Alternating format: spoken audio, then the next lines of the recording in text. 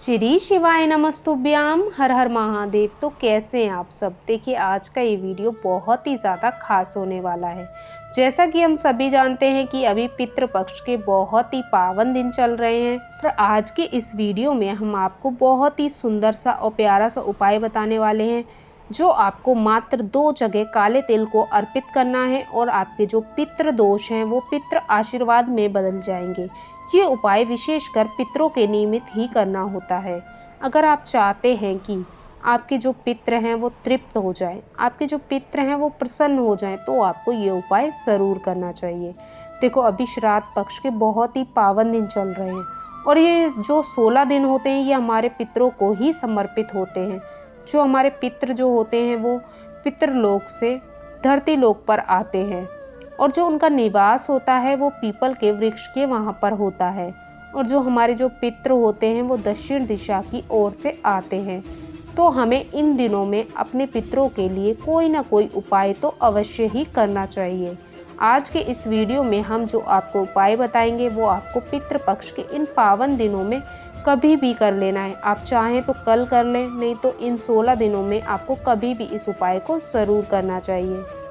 देखो यदि आपको लगता है कि आपके घर में पितृ दोष लगा हुआ है, जो आपके पितृ हैं वो आपसे प्रसन्न नहीं है, आपके जो पितृ हैं वो आपसे खुश नहीं हैं और आपके पितरों की वजह से आपके घर में हमेशा परेशानियां लगी रहती है, कोई ना कोई रोग लगा रहता है, शादी विवाह में परेशानियां आ रही हैं, संतान संबंधित परेशानियां आ रही हैं, नौकरी नहीं लग पा रही है, व्यापार ठीक से नहीं चल पा रहा है, घर में कलह कलेश लगे रहते हैं, तो ये सब पितृ दोष की ही निशानियां होती हैं। ये तो देखिए आपके घर में भी यदि ये परेशानियां हैं तो आपको देखिए समय समय पे अपने पितरों को ज़रूर याद करना चाहिए।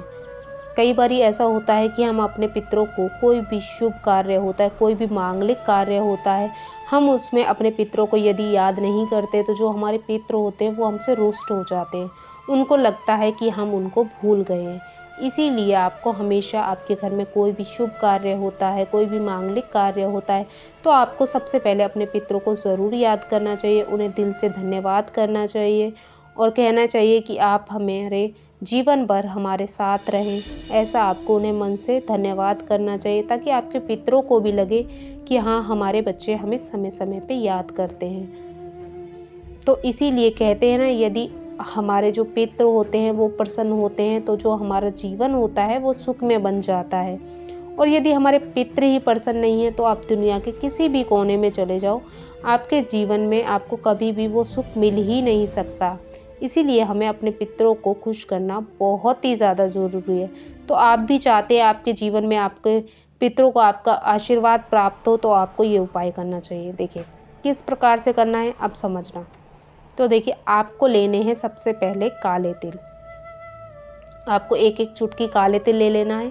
इन्हें अलग अलग, यानी एक कटोरी में आप 1 चुटकी काले तिल डाल लो, दूसरी कटोरी में 1 चुटकी काले तिल डाल लो, यानी 2 अलग अलग कटोरियों में आपको एक एक चुटकी काले तिल ले लेने हैं। ठीक है। इसी के साथ आपको एक तांबे के पात्र में जल लेना है। और ये जल कहाँ से लेना है? ये लेना है आपको अपने रसोई घर के मटके का जल। ठीक है, आपने जल ले लिया और आपने 2 अलग कटोरियों में काले तिल ले लिए। तो अब आपको एक हाथ में आपको दोनों कटोरियों को ले लेना है, एक हाथ में आपको जल के पात्र को ले लेना है और इस सामग्री को लेकर के आपको अपने पूरे घर में घूम जाना है। ठीक है। और इसके बाद आपको इस सामग्री को लेकर के चले जाना है पीपल के वृक्ष के पास। ठीक है। कि जैसे ही आप पीपल के वृक्ष के पास आ जाएंगे तो सबसे पहले आपको क्या करना है, जो आप काले तिल लेके आए हैं वो आपको 1 चुटकी काले तिल आपको लेने हैं और आपको वो 1 चुटकी काले तिल पीपल की जड़ में अर्पित करने हैं। जब आप अर्पित करोगे तो आपको अपने पितरों का स्मरण करना है, ओम पितृ देवताय नमः मंत्र का जाप करना है और आपको अपने पितरों का स्मरण करते हुए आपके जो पितृ दोष है वो पितृ आशीर्वाद में बदल जाएं। आपसे कभी भी कोई भूल चूक हुई हो तो उसको क्षमा करने, इस प्रकार से आपको प्रार्थना करनी है, कामना करनी है। और आपको जब आप 1 चुटकी तिल अर्पित करो तब आपको आर्यमा का नाम लेना है।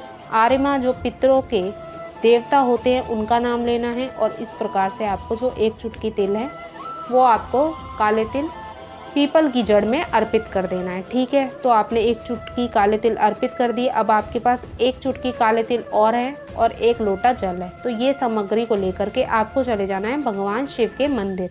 तो देखिए, जैसे ही आप मंदिर आ गए तो भगवान शिव के शिवलिंग में जो जलाधारी का कोना होता है, जहाँ से जल गिरता है नीचे, वहाँ पर होता है हमारे पितरों का स्थान।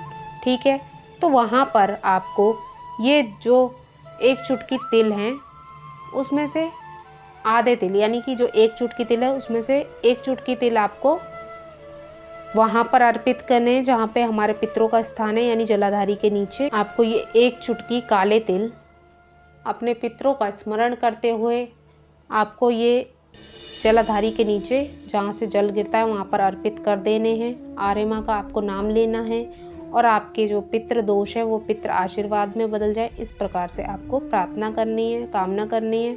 और आपने एक चुटकी काले तिल अर्पित कर दिए। अब आपके पास एक चुटकी काले तिल और बचे। अब ये एक चुटकी काले तिल आपको भगवान शिव के शिवलिंग पे अर्पित कर देने हैं और श्री शिवाय नमस्तुभ्यं मंत्र का जाप करना है। ठीक है, तो आपने एक चुटकी काले तिल यहाँ भी अर्पित कर दिए। अब आपके पास मात्र एक लोटा जल बचा है। तो ये एक लोटा जल आपको भगवान शिव के शिवलिंग पे पूरा एक लोटा जल अर्पित कर देना है श्री शिवाय नमस्तुभ्यं मंत्र का जाप करते हुए। और मात्र इतना सा आपको उपाय करना है, जो आपके पितृ दोष होंगे वो निश्चित ही पितृ आशीर्वाद में बदल जाएंगे। आपके जीवन में निश्चित रूप से इतना परिवर्तन आएगा कि आपका जीवन सुख में बन जाएगा। बहुत ही सुंदर सा ये उपाय है, बहुत ही प्यारा सा ये उपाय है। इस उपाय को करने से आपके जो पितृ होते हैं वो तृप्त हो जाते हैं, आपके जो पितृ होते हैं वो प्रसन्न हो जाते हैं और आपको पितरों का आशीर्वाद मिलता है। तो बहुत ही सुंदर सा उपाय है जो आपको कल के दिन करना चाहिए, या फिर आप पितृपक्ष के इन 16 दिनों में कभी भी कर सकते हैं। तो आज के लिए बस इतना ही। श्री शिवाय नमस्तुभ्याम। हर हर महादेव।